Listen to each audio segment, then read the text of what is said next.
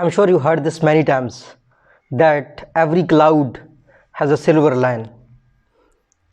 And another quote which most of the people most of the time quote, that is that when life gives you a lemon, make a lemonade. Today I would like to share with you key lessons from a book called The Beautiful Constraints. Whenever we have some constraints, whenever we have some problem while we are doing anything, then as per the author, the constraint is there to improve our task. It is there to transform our task. It is there to move us to something better. There are more than 100 examples that whenever people who were working on something great, they faced any constraint, they made that thing much better. Let's take the example of Larry Page. Larry Page was not good in coding, so coding was his constraint. When he was making search engine Google, he made the google.com very simple. One search tab and then you can search anything. And that simplicity of the Google became the reason behind its popularity. So the Twitter had the constraint of only 160 characters. So that constraint of the Twitter become the reason behind precise communication and become the reason of its popularity. So if you ask from the Jack Ma, I'm sure you heard about it, heard about him, the founder of Alibaba, that his company is China's best and biggest company when it comes to e-commerce, when it comes to other sectors.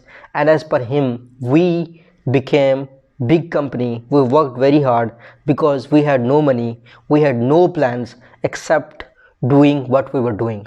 So it took them 20 years, but that constraint led to the generation of world biggest company. There are many examples. Let's take the example of Steve Jobs. They had the constraint of resources, so they borrowed different equipment from different friends and family people, and then ultimately they made one device of Apple at their home. So that constraint led to generation of world biggest company in terms of computers and smartphones.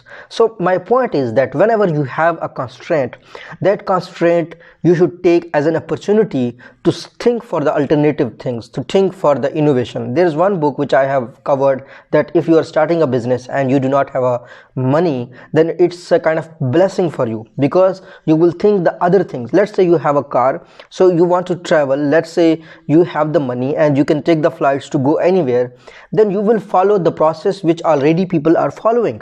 So you will get the flight and you will go, and if you have a car, you will directly travel using your car.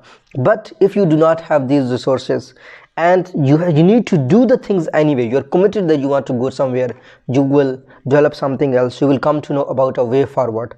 So the point is that whenever you're having a constraint, whenever you have lesser resources, do not think that thing is there for a bad reason. That thing is there that can be converted into a good opportunity, and that can create several opportunities for you. So I will put the link of the book. If you do not have the money, it can be a blessing for you, that book summary. For right now, I just wanted to share with you the beautiful constraint summary, that these beautiful constraints created world top companies, world top innovators. If you find this video useful, share it with others, and bring more people on our YouTube channel. Let's have more people, let's have a larger community. Thank you so much.